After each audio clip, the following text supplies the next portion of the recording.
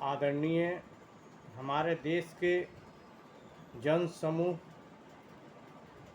और हमारे देश के सारे राजनेता, जिस प्रकार से हमारे देश के विश्व में एक गरिमा बना हुआ है, जिस गरिमा से किसी भी आचरण, आदर्श, आइडियल पे किसी प्रकार का विश्व में जो आलोचना होता है वो शांति और आदर्श का एक भारत देश एक एग्जाम्पल बनता है। उस जैसा देश के नेता जिस प्रकार से परसों दिन का घटना राज्यसभा में हुआ, उस पे भारत के सभी नागरिक को बहुत ही खेद और दुख पहुंचा, जिसे कि सोच कर हमारे देश के नागरिक बहुत ही दुख प्रकट कर रहे हैं। जिन नेताओं के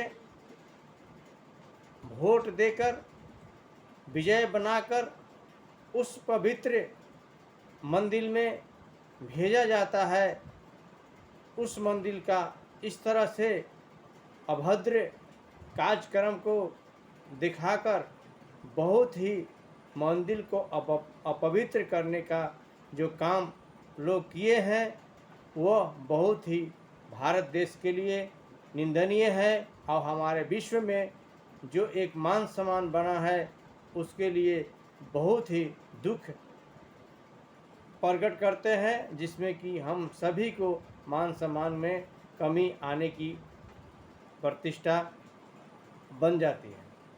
जिसे कि आप सभी लोग सोचते होंगे कि जिस प्रतिनिधि के सहारे हमारे देश के 135 करोड़ जनसंख्या निर्भर रहता है कि किसी प्रकार की कोई दिक्कत परेशानी जनता के आता है तो हमारे जीते हुए प्रतिनिधि, हमारे भारत के संविधान, हमारे भारत के व्यवस्था, हमारे बनी हुई लॉ के आधार पे हम सभी लोग के परेशानी को दूर करने की व्यवस्था और सोच रखेंगे।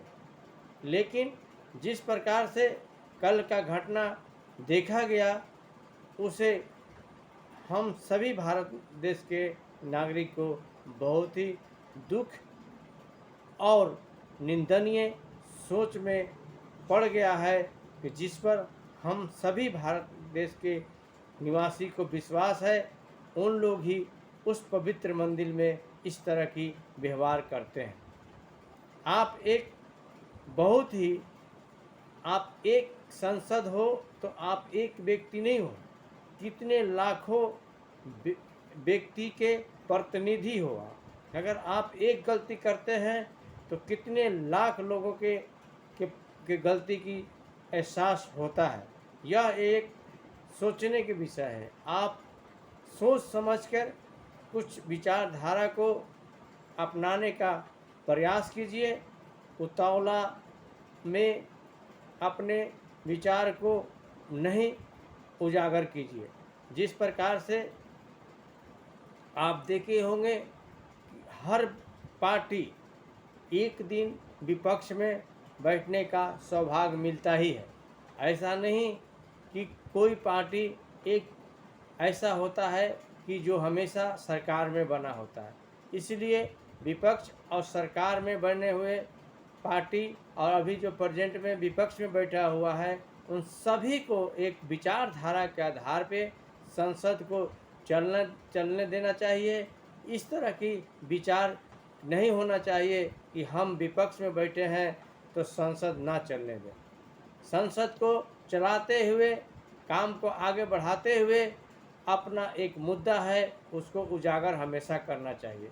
इसलिए कि जब हम एक ही गाड़ी पे बैठे हैं और अब टायर ही खोल दीजिएगा तो सरकार में बैठे हुए व्यक्ति उस मंजिल पर ले जाने के लिए तैयार होगा तो परेशानी होगी। उसको आप उजागर कैसे कीजिएगा जब आप सरकार को चलने नहीं दीजिएगा। और टायर खोल लीजिएगा तो गाड़ी चलने ही नहीं दीजिएगा। तो मार्ग में जो परेशानी होगी, दिक्कत होगी, उसको आप कैसे जनता के सामने उजागर करिएगा। जिस प्रकार से हमारे देश में बहुत सारे मुद्दे हैं जिससे कि आप विपक्ष होकर उसको उजागर कर सकते हैं, लेकिन आज बैठे हुए सरकार को भी सोचना चाहिए कि कल अगर कांग्रेस की सरकार बन जाए तो आप इसकी उसी तरह से विपक्ष का रोल अदा मत कीजिएगा जिस प्रकार से आज विपक्ष का रोल अदा कर रहा है लोग। इसलिए कि फ्यूचर में भी वही हाल होगी, काहे कि आज तक किसी के एक सरकार रहने का इतिहास तो है नहीं, किसी का 10 साल रहता है, किसी का 5 साल रहता है। तो आप लोग प्रेजेंट, फ्यूचर, पास्ट को सोचते हुए आगे सभी राजनीतिक दल से निवेदन पूर्वक आग्रह करते हैं कि संसद को और भारत के पवित्र मंदिर को सही ढंग से चलने दीजिए। उसे बहुत तरीके से आप एक चुने हुए प्रतिनिधि हैं और उस चुने हुए प्रतिनिधि के 5 लाख 10 लाख के जनसंख्या के आधार पर आप वहाँ गए हैं। उन सभी 2 हाथों से उन सभी को इस तरह से उस मंदिर में पूजा कीजिए जो कि आपके पीछे 5 लाख 10 लाख जनता है, उन सभी को पूर्णतः वहाँ से आशीर्वाद मिले और उनके जीवन में कठिनाई के से मुक्ति मिले। इस तरह की आप वहाँ पे वातावरण बनाकर अपने भारत के संविधान को विचारधारा में लेकर संसद को चलने का प्रयास कीजिए और चलने दीजिए। इसी में सरकार में बैठे हुए नेता, उनको भी देश के हित में काम करना है, विपक्ष में बैठे हुए नेता, उनको भी देश के हित में काम करना है। अगर दोनों देश के हित में काम करने की विचारधारा से आगे बढ़िएगा तभी यह संसद चल पाएगी, अन्यथा हम संसद नहीं चलने देंगे। और सरकार में बैठने वाला व्यक्ति कहता है कि हमको रोका जा रहा है।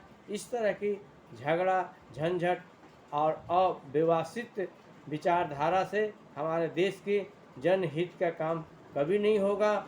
यह हमारे देश के लिए बहुत ही शर्मनाक विचारधारा है और निंदनीय विचारधारा है, और इसका विश्व में जो हमारे देश के मान सम्मान और शांति का प्रतीक और अहिंसा का प्रतीक, ये जो विश्व में एक बना हुआ व्यवस्था है, उसको आप लोग वास्तविक में बहुत ही निंदनीय व्यवस्था में करते जा रहे हैं। इस पर भी विश्व के जितना भी हमारे मानव समाज है वो भी सोचने पर विचार करता होगा कि गांधी जी के उद्देश्य, सरदार वल्लभ भाई जी के अखंड भारत किस तरह से अपने राज्य में, अपने राज्यसभा में, लोकसभा में इस तरह की व्यवहारिकता दिखा रहा है। यह भारत के लिए बहुत ही एक दुखद घटना है। इसे हम सभी आगे सोच समझ के अपने विचारधारा को से काम करें, जिसमें ही देश के हित के काम होगा, जनता के हित के काम होगा और भारत देश के मान सम्मान का विश्व में वृद्धि होगी। इसी वाणी के साथ मैं अपना वाणी को समाप्त करता हूँ। जय हिंद, जय भारत, जय विश्व समाज।